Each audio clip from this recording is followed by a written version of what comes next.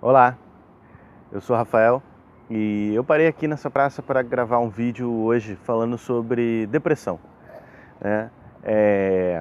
A luz não está muito boa aqui porque está muito sol, eu parei na sombra, senão eu vou começar a derreter aqui. Bem, falar sobre depressão, basicamente dizem existir dois tipos de depressão.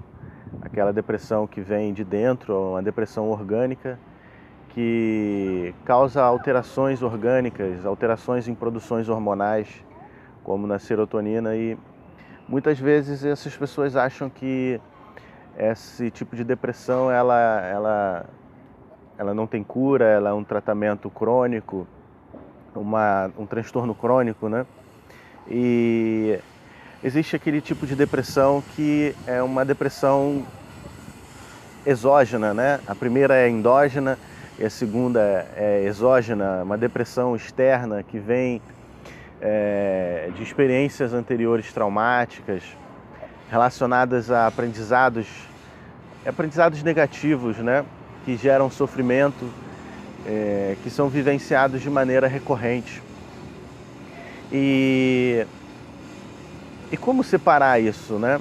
Porque eu sou terapeuta, sou psicólogo, trabalho com hipnose, também sou coach. E eu trabalho com hipnose clínica, hipnoterapia, há mais de 10 anos. E dentro da literatura médica que fala sobre a hipnose clínica, existem diversos relatos de pessoas que apresentam alterações físicas através da sugestão. Alterações físicas de todo tipo, por exemplo, alterações cutâneas, né? Alterações na pele. E tem um relato de um médico da década de 50, no início da década de 50, se eu não me engano, agora eu não lembro o nome exatamente desse médico, e ele tinha uma paciente muito sugestionável, né? E essa paciente, enquanto ele conversava com outro colega médico falando sobre as possibilidades da hipnose clínica e o quanto algumas pessoas poderiam se beneficiar muito em relação a esse trabalho, que é um trabalho científico, né? A hipnose clínica um trabalho científico que já está presente na medicina há vários anos, na odontologia há vários anos, e inclusive também na hipnose, na psicologia, né?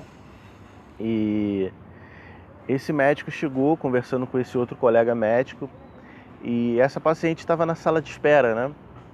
E ele, para demonstrar quanto essa paciente era suscetível à sugestão externa, ele pensou em fazer uma demonstração, né?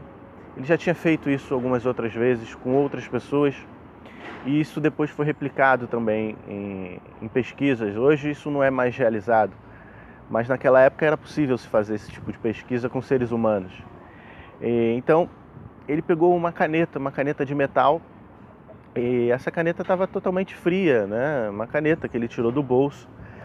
E para demonstrar o quanto essa pessoa era sugestionável, ele deu a sugestão de que ele estava segurando uma haste de metal quente, incandescente, e ao chegar perto, encostar no braço dessa paciente, ela, né, teve aquela reação, e então surgiu ali uma bolha de queimadura, né? Ou seja, isso também é uma das provas de que a sugestão, quando ela é aceita, quando ela é internalizada, é aceita pelo outro, essa sugestão pode gerar alterações químicas no nosso corpo que a gente ainda não faz ideia de quanto isso pode afetar o organismo, afetar produções neuroendócrinas, e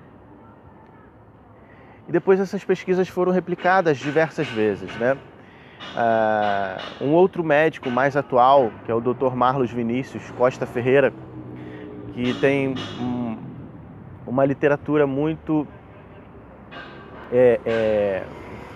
não uma literatura vasta, mas na sua literatura ele tem uma ampla pesquisa de diversos outros textos, literaturas, pesquisas científicas e artigos científicos relacionados à hipnose. E ele também comprova isso, de que a hipnose, através da sugestão hipnótica, o ser humano é capaz de apresentar alterações orgânicas, alterações cutâneas, né, alterações na pele. E isso é uma prova de que, será que realmente há uma diferença entre esses dois tipos de depressão? A depressão endógena ou a depressão exógena, né? Que seria a depressão orgânica e uma depressão causada pelo transtorno de humor. Não existem pesquisas que possam comprovar exatamente isso, né? Então, não sei se fica uma dúvida ou se é uma certeza, né? Que eu possa passar para vocês, mas de fato eu acredito, não só pela minha experiência, mas também por tantos textos, tantos livros que eu já li sobre hipnose, escritos por médicos conceituados, médicos profissionais sérios, éticos, né? E também eu pude presenciar isso no meu consultório, quando eu atendia em consultório algum tempo atrás. Pessoas com 10, 15 anos mais sofrendo de depressão, pessoas que passaram por diversos profissionais que buscaram o meu trabalho porque foram indicadas ou porque viram alguns vídeos meus na internet falando sobre possibilidade de tratamento. Essas pessoas conseguiram superar essas limitações. Lógico, cada uma no seu nível de vamos dizer assim, de consciência. Algumas pessoas conseguiram se livrar completamente da medicação, porque assim desejaram e se autossugestionaram para conseguir alcançar esse resultado. Outras pessoas preferiram ter esse suporte medicamentoso e continuar por algum tempo tomando a medicação, mesmo depois de conseguirem um sucesso no tratamento psicológico. Não sei se hoje elas ainda tomam, porque muitas pessoas eu não tenho mais contato. Mas essas pessoas conseguiram superar aquelas limitações, aquelas dificuldades características do transtorno depressivo. E eu posso dizer com propriedade de que realmente é possível superar essas limitações. Eu atendi pessoas que realmente queriam desistir da vida, pessoas que tinham medo de viver, queriam desistir da vida. Algumas pessoas até tentaram, de fato, o suicídio. Ainda bem que não tiveram sucesso. E depois, com a minha persistência e com a persistência deles, né, com uma certa dosagem também de teimosia da minha parte, eu consegui ajudar essas pessoas a superarem essas limitações. E foram pessoas que conseguiram resgatar a essência da vida, resgatar o sentido da existência e conseguiram reencontrar o prazer de viver, o sentido de realmente viver. E são pessoas que hoje estão vivendo situações de felicidade, de harmonia, de equilíbrio, não só consigo própria, mas também nas suas relações interpessoais. Então,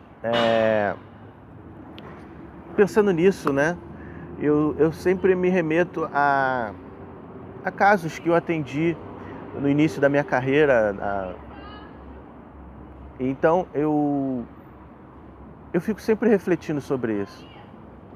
Por que algumas pessoas conseguem, por que alguns profissionais conseguem ajudar algumas pessoas e outras não?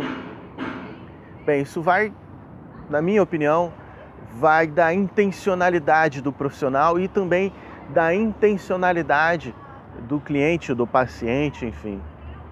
E essa intencionalidade tem poder. Hoje a física quântica fala muito sobre essa questão da intencionalidade que é projetada. E pensando nessa questão da intencionalidade, eu falo sobre um conceito de responsabilidade projetada. Eu chamo assim, Essa responsabilidade projetada, ela é capaz, através de sugestões e dessa intencionalidade de... Tendo uma obra aqui do lado, essa intencionalidade de projetar essa responsabilidade, de propagar esse senso de consciência para gerações futuras, pode ser uma das grandes responsáveis. E de fato eu, em muitos casos, tive essa comprovação.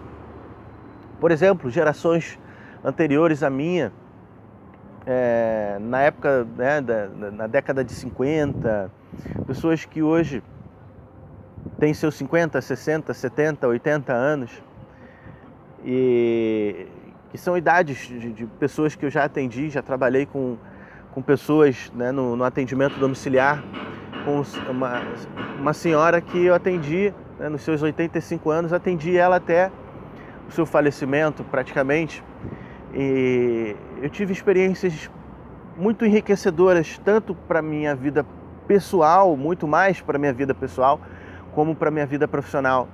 E essas experiências comprovaram essa questão da responsabilidade projetada.